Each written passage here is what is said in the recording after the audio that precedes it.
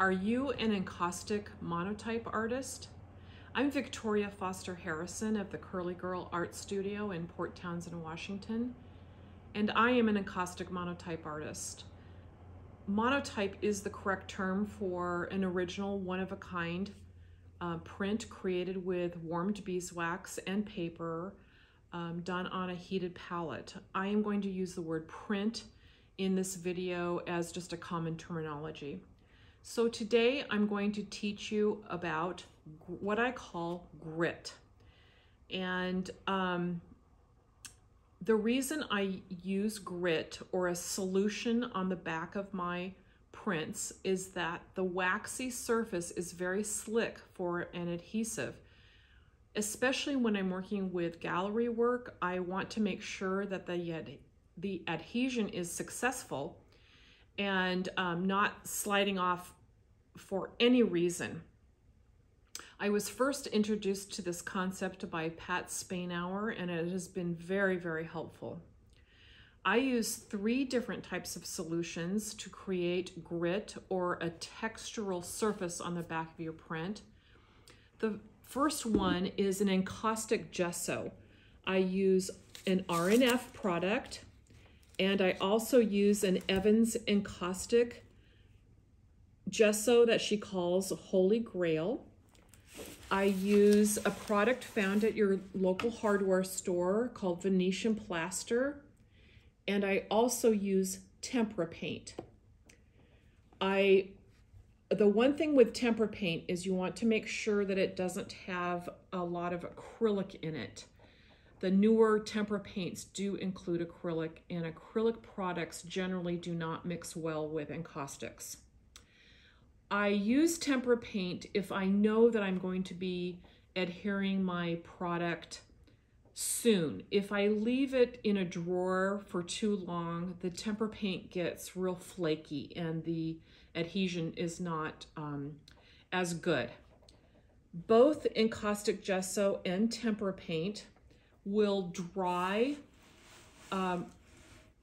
When they dry, they are water soluble, so that if I do get this product on the front of my print, I can wipe it off easily with a wet paper towel. Venetian Plaster, on the other hand, will not come off easily if it is dry. It is not water soluble. It is a very thick product, and I'm just going to show you it right now. It's very thick, and I want to make sure it's thinned down. I'll just set that aside. And if I do get it on the front of my print, I just scrape off the excess with I have a retractable X-Acto blade here. So the Venetian Plaster is very economical. I'm just going to set these aside.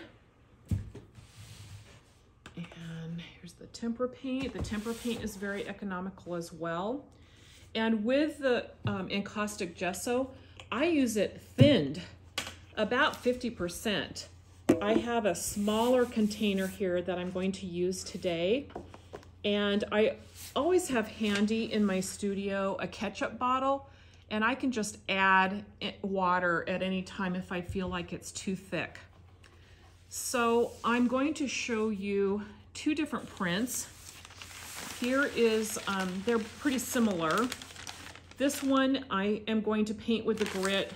This one has already had the grit painted on the background. You can see the difference in color. This one I purposely put some Encaustic Gesso on the front, and it is completely dry so that I can show you how easily it comes off. It's just not a problem. And I just got it on my clothes, and I know that will wash off. I always have something on my clothes, that's for sure. So with painting the back, I'm putting the artwork face down, and I'm taking just a foam brush or a chip brush, an old house paint brush, just something that you already have in your studio. I am just going to use a foam brush, and some people complain that It's just an extra process that they don't want to do. But honestly, while I do this 12 by 12 image or 16 by 16 image, it really is only taking me a minute or so to do. I generally do this at the end of my workday so that when I come back into my studio in the morning, it's completely dry.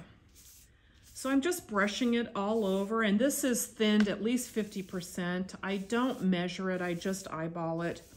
And I'm taking an extra swipe with my brush to get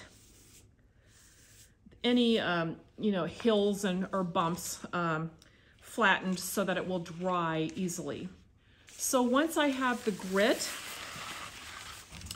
on the product, I feel confident about adhering this to a substrate of my choice. So on curlygirlartstudio.com, I do have a PDF that is downloadable that gives all the instructions about adding grit and shows the different products that are available. Thank you.